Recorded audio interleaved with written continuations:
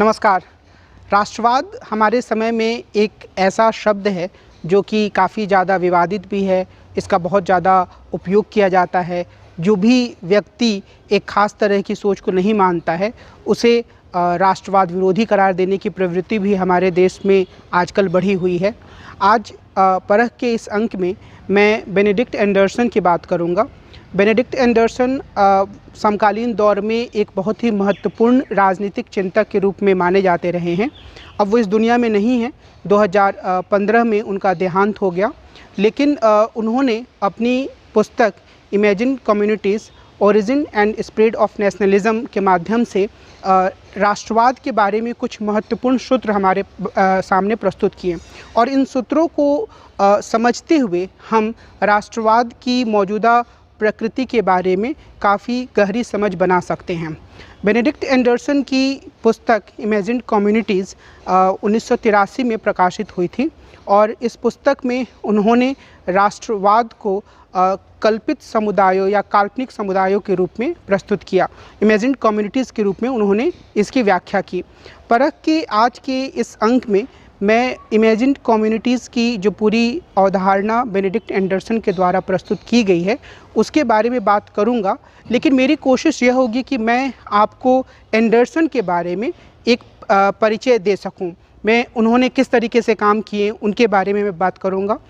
उनके काम में राष्ट्रवाद के अलावे कौन सी धाराएं रहीं उसकी ओर भी मैं संकेत करूंगा, और जो इमेजिन कम्युनिटीज़ की बात वो करते हैं राष्ट्रवाद की व्याख्या करने के लिए उसके कुछ आलोचनात्मक पहलुओं के बारे में भी मैं आपसे चर्चा करूं। बेनेडिक्ट एंडरसन का पूरा नाम बेनेडिक्ट रिचर्ड ओ गॉर्मन एंडरसन था और इनका जन्म 1936 में हुआ था और इनकी मृत्यु 13 दिसंबर 2015 को इंडोनेशिया के पूर्वी जावा में हुई और इनका जन्म चीन के कुनसिंग में हुआ था। इनकी माँ अंग्रेज और पिता आयरिश थे। और जब हम बेनेडिक्ट एंडरसन के जीवन को देखते हैं तो यह बात साफ तौर पर सामने आती है कि एशिया के समाजों से इनका खासा जुड़ाव था। ख़ास तौर पर इंडोनेशिया और फिलीपींस को उन्होंने अपने कर्म क्षेत्र के रूप में चुना। और जब हम इनके कर्म क्षेत्र की बात करते हैं, ख़ास तौर पे इंडोनेशिया की बात करते हैं, तो हमें यह याद रखने की ज़रूरत है कि इन्हें 1972 से 1998 तक इंडोनेशिया में जाने की इजाज़त नहीं थी।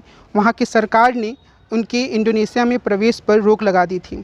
असल में हुआ यह था कि 1965 में एक विफल फौजी विद्रोह हुआ और उस बहाने सुहार्तो के नेतृत्व में उस मुल्क में हुए दक्षिणपंथी फौजी तख्ता पलट ने एक ऐसी स्थिति पैदा कर दी जिसके कारण एंडरसन को इंडोनेशिया में आने से रोक दिया गया।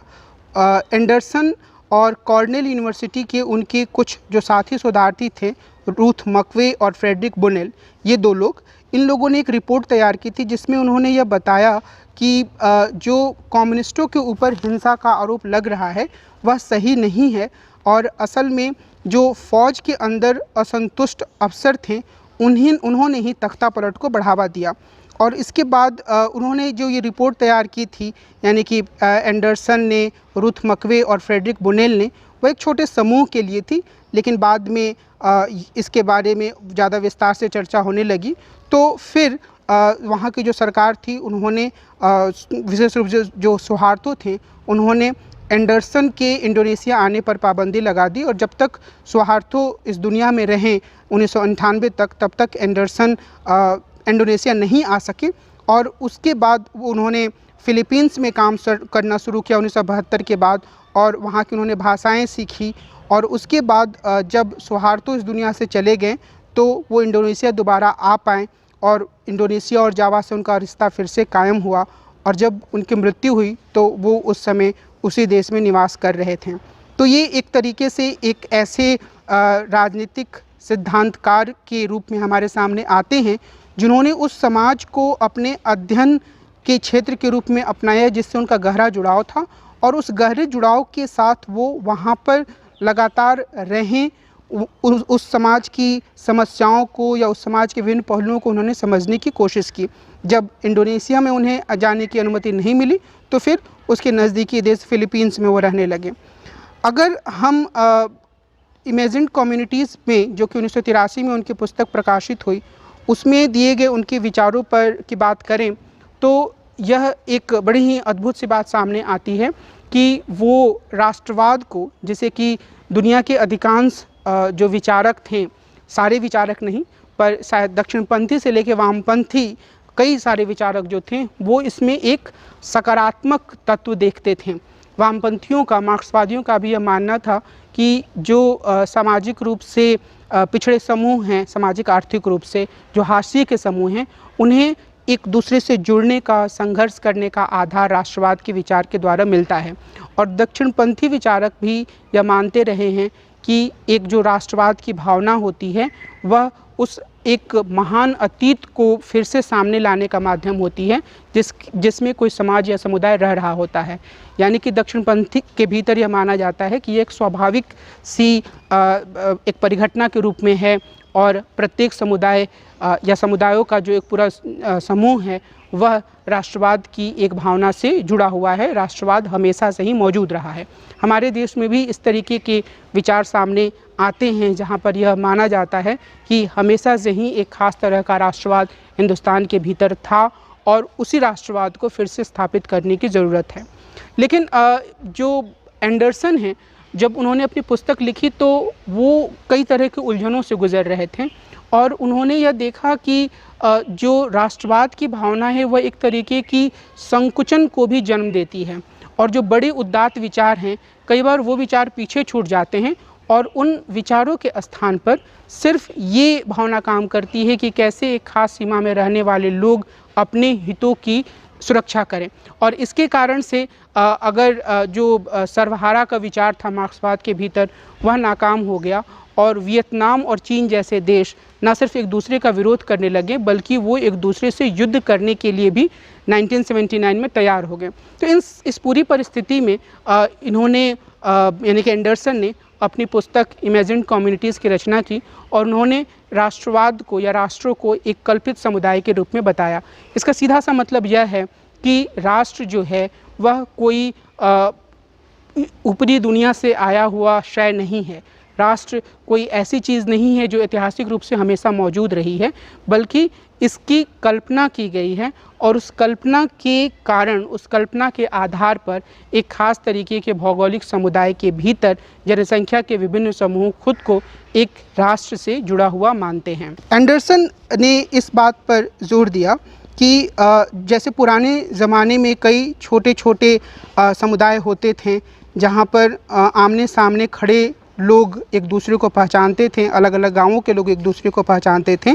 उसकी तुलना में जो आधुनिक समय में राष्ट्र का जो पूरा विचार आया है, उसके सदस्य एक दूसरे को ना तो जानते हैं और ना वो कभी जान सकते हैं। ऐसे समुदाय गढ़ने के लिए खासी मशक्क़त की ज़रूरत होती है। पहले उन्हें कल्पना में गढ़ा जाता है, फिर अमली रूप देने के लिए तरह तरह के सांस्थानिक तामझाम तैयार किए जाते हैं। दरअसल ये पहले गढ़े जाते हैं और फिर उन्हें अपनी सुविधा के लिए इस्तेमाल किया जाता है। सच तो यह है कि ये दोनों प्रक्रियाएं एक साथ चला करती हैं। मिसाल के तौर पर अगर हम अपने देश की बात करें तो हमारे देश के जो अलग अलग हिस्से हैं, वो एक दूसरे से बिल्कुल ही अलग हैं, भौगोलिक रूप से भी और जनसंख्या के स्वरूप के आधार पर भी, सांस्कृतिक रूप में भी। लेकिन उनके बाशिंदे जो हैं वो खुद को एक राष्ट्र का हिस्सा मानते हैं और ये जो एक राष्ट्र की जो भावना है या राष्ट्रवाद की जो भावना है, उसे एक तैयार करने के लिए बहुत ज़्यादा प्रयास लगातार किया जाता रहा है, शुरुआत से भी और अभी भी वह कोशिश जारी है। उसके कारण कई बार अलग तरह का दमन भी होता है छोटे छोटे समुदायों का, लेकिन अभी हम इस मुद्दे पर बात नहीं करेंगे। हम यह समझने की कोशिश करेंगे कि जो एंडरसन हैं वो इस तरीके के राष्ट्र के निर्माण के लिए कैसी शर्तों को आवश्यक मानते हैं। उनका यह कहना है कि राष्ट्र जैसा समुदाय गढ़ने के लिए कम से कम दो बातों का होना ज़रूरी है। पहली बात यह है कि वक्त का एक नया तसव्वुर वजूद में आए, जिसे वॉल्टर बेंजामिन ने होमोजीनियस एम्प्टी टाइम यानी कि हमवार और खाली वक्त की संज्ञा दी है। यह एक ऐसा वक्त है जो किसी समुदाय विशेष की ज़िंदगी से जुड़ा ना हो। इसे हम सेकुलर सार्वभौम वक्त भी कह सकते हैं। इसमें यह सोचना संभव हो सकता है कि चाहे हम केरल या तमिलनाडु में रहते हों, चाहे हरियाणा या पंजाब में, उत्तर पूर्व में रहते हों या कश्मीर में, हम सब एक साथ एक ही वक्त में एक ही सफ़र के हम सफ़र हैं। यानी कि वक्त का एक ऐसा तसव्वुर होना ज़रूरी है जिसमें समसामयिकता का बोध होना संभव हो। हम सब यह समझ पाएँ कि हमारी जो नियति है वो एक साथ जुड़ी हुई है। और ऐसी जो स्थिति है वह तभी सामने आती है जब दो नए तरीके के सांस्कृतिक उपादान, जिसके बारे में एंडरसन बात करते हैं, यानी कि अखबार और उपन्यास, ये दोनों वजूद में आते हैं। और इनके वजूद में आने के लिए एंडरसन ने प्रिंट कैपिटलिज़म के आविर्भाव को महत्वपूर्ण माना, जिसमें कि प्रिंटिंग प्रेस की भूमिका काफ़ी महत्वपूर्ण हो गई। और ये दोनों यानी कि अखबार और उपन्यास एंडरसन के हिसाब से एक ऐसी कहानी गढ़ते हैं या एक ऐसी भावना का निर्माण करते हैं जिसमें कि जो एक एकात्मकता की भावना है या एक दूसरे से जुड़े होने की भावना है, उसका निर्माण होता है। निश्चित रूप से ये जो काल्पनिक या कल्पित समुदाय होता है, यह हमें यह समझने में मदद करता है कि कल्पित दरअसल वास्तविक का विलोम नहीं है, बल्कि जो वास्तविक है उसी में से चीज़ों को कल्पित किया जाता है।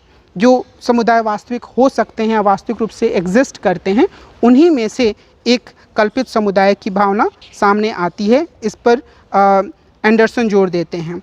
हालांकि हमें यह ध्यान रखने की ज़रूरत है कि एंडरसन राष्ट्रवाद विरोधी नहीं थे।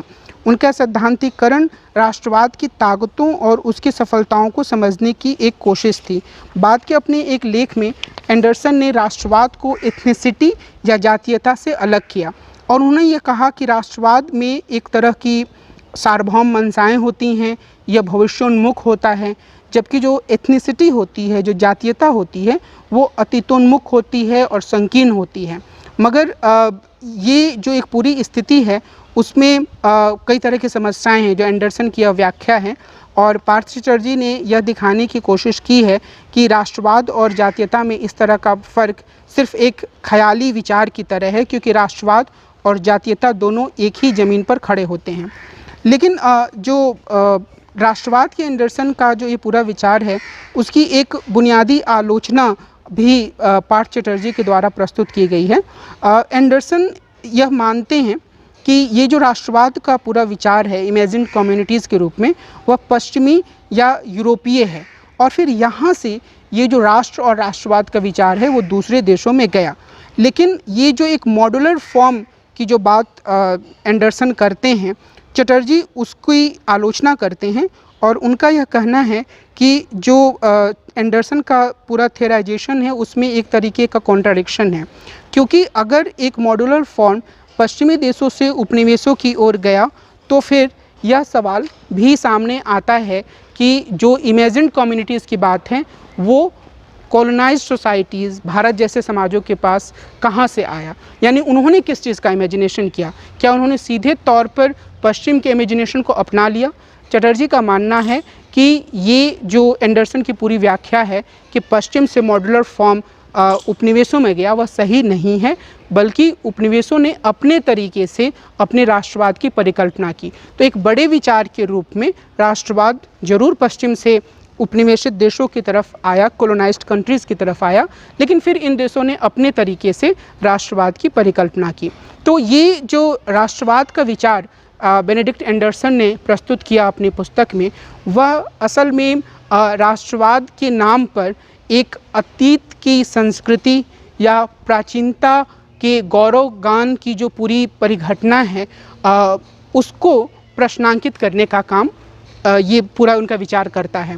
और एंडरसन का यह विचार इस बात के बारे में भी हमें जागरूक करता है कि कैसे राष्ट्रवाद जैसी जो परिघटना है उसको हमें ज़्यादा गहराई से देखने और उसकी पड़ताल करने की ज़रूरत है, बजाय इसके कि हम एक प्रभुत्वशाली समूह की परिकल्पना को ही पूरी तरीके से सच मान लें। और एंडरसन यह बताने की कोशिश करते हैं कि जो राष्ट्रवाद है वो प्रगतिशील हो सकता है, वो एथनिसिटी से अलग हो सकता है। हालांकि इसकी भी आलोचना पार्थ चटर्जी ने प्रस्तुत की है और राष्ट्रवाद के कई अन्य तमाम आलोचक भी इसकी आलोचना प्रस्तुत करते रहे हैं। लेकिन निश्चित तौर पर एंडरसन का यह विचार राष्ट्रवाद की जो अलग अलग तरह की जटिल प्रस्तुतियाँ हैं उनको समझने का एक आधार प्रस्तुत करता है। आदित्य निगम यह बताते हैं कि जो बेनेडिक्ट एंडरसन है, उनका एक अन्य महत्वपूर्ण योगदान यह है कि उन्होंने इंडोनेशिया या फिलीपींस जैसे देशों में जो एक इंडिजिनस नॉलेज था, जो देशज ज्ञान था, उसको समझने पर काफ़ी जोर दिया। और यह एक तरीके से उनका योगदान इसलिए है क्योंकि भारत जैसे समाजों में भी यह काफ़ी महत्वपूर्ण हो जाता है कि हम पूरी तरीके से पश्चिम से आयातित ज्ञान को अपना ज्ञान मानने की बजाय या उसके अनुसार अपने इतिहास को, अपने वर्तमान को और अपने भविष्य को देखने के बजाय अपने देशज ज्ञान को समझें और उसके माध्यम से हम अपने समाज की जटिलताओं की व्याख्या करने या उन जटिलताओं से बाहर निकलने का रास्ता ढूंढने की कोशिश करें। तो इस लिहाज से बेनेडिक्ट एंडरसन का यह एक महत्वपूर्ण योगदान है राष्ट्रवाद पर उनके विचार के अतिरिक्त। मुझे यह उम्मीद है कि परख के इस अंक में मैं बेनेडिक्ट एंडरसन के जीवन और उनके कार्यों के बारे में आपको एक संक्षिप्त जानकारी दे पाया होऊंगा, और मैं यह भी कहूँगा कि हम सब को ज़्यादा गहराई से एंडरसन की पुस्तक इमेजिन कम्युनिटीज़ पे प्रस्तुत तर्कों पर विचार करना चाहिए और उसके माध्यम से मौजूदा समय में जो राष्ट्रवाद के विचारों का एक अलग तरह का उभार हमारे देश में हुआ है उसे समझने की कोशिश करनी चाहिए। और यह भी ध्यान रखने की ज़रूरत है कि राष्ट्रवाद के विचार की आलोचना बेनेडिक्ट एंडरसन के अलावा भी कई सारे विचारक करते रहे हैं। हालांकि बेनेडिक्ट एंडरसन पूरी तरीके से राष्ट्रवाद को खारिज नहीं करते हैं, जैसे मैंने आपको पहले बताया, लेकिन हमारे देश में रविंद्रनाथ टैगोर जैसे चिंतक हुए हैं जिन्होंने राष्ट्रवाद की नकारात्मक प्रवृत्तियों की ओर न सिर्फ एक इशारा किया बल्कि साफ तौर पर इसे नकारने या खारिज करने की बात कही, और उन्होंने कहा कि अगर उन्हें ह्यूमैनिटी और नेशनलिज्म के भीतर कुछ चुनना होगा तो वो ह्यूमैनिटी को चुनेंगे।